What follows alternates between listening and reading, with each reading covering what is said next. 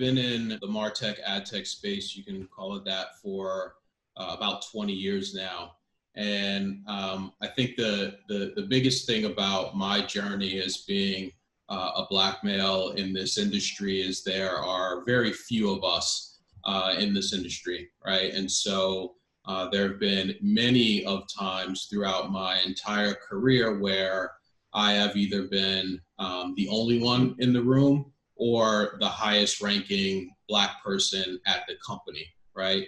And what that does is unfortunately, it puts me in a place where you have to figure out how to navigate in a place that is unfamiliar or surrounded by people that may not be able to relate to you. And so there's a lot of code switching that goes on for myself, and I'm sure other Blacks in our space. And what that code switching does to you over time is it's exhausting, right? First, it's exhausting, and secondly, what it does to you over time is the more that you have to sort of navigate to fit in because you're different, you start to lose bits and pieces of yourself, right? And so because of that, you have to find other means outside of the industry to get with people that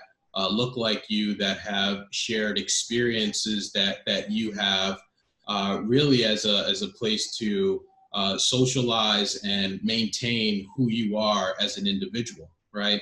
And I think that is one of the reasons why myself, along with Erik Requidan, we started the Minority Report podcast 2 years ago, which is a place for people of color and underrepresented groups to tell their story so that we can create a catalog of content for that next generation coming up so that they have a reference point for people that look like them and have shared experiences.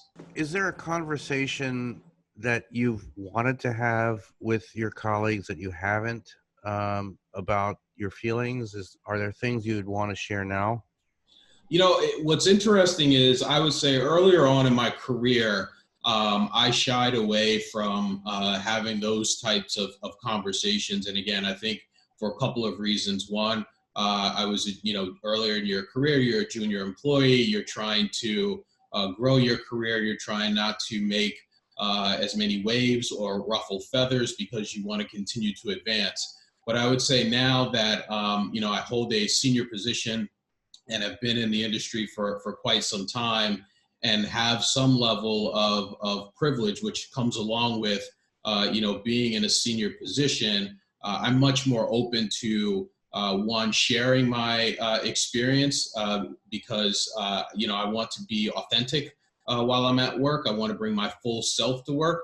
And then two, as a way of mentoring junior employees, the next generation, I want them to be able to see that they can be themselves. They don't have to code switch. They should bring their authentic self to work. Tell me what you've been going through in terms of the whole unrest of the last month and sort of some of your feelings and how that's perhaps changed into or transformed into some greater dialogue, I would hope. And what are your hopes that might come from all of this? Yeah, what's interesting is I think back to when I was a teenager, and this is more of a personal story than a business one. But I think back to when I was a teenager and I first got my driver's license. And I can remember vividly my dad teaching me all the time that, hey, if you ever get stopped by the police, keep your hands on the steering wheel, say, yes, sir, no, sir. If you have to get your insurance card, which is in the glove compartment, you ask if you can reach for it. And I remember as a teenager going out at night and my dad always staying up and staying awake until I got home, whether that was at midnight or early in the morning, as teenagers do. And I never understood that until I got older.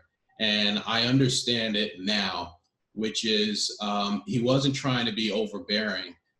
he was concerned with whether or not I was going to come home that night. And not because of I was doing something wrong, but more so because I may run into the wrong person.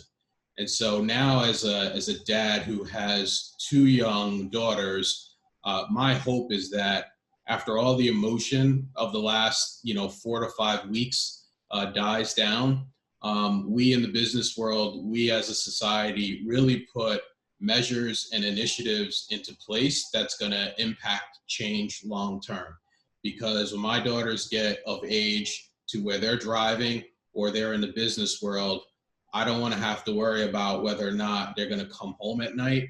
And I want to make sure that they are given equal opportunity to show their talent and succeed. And any words for your colleagues in the ad tech space in terms of how you see the importance of diversity and inclusion? Yeah, I mean, I think it's super important. It's super important from a business perspective to have diversity of thought.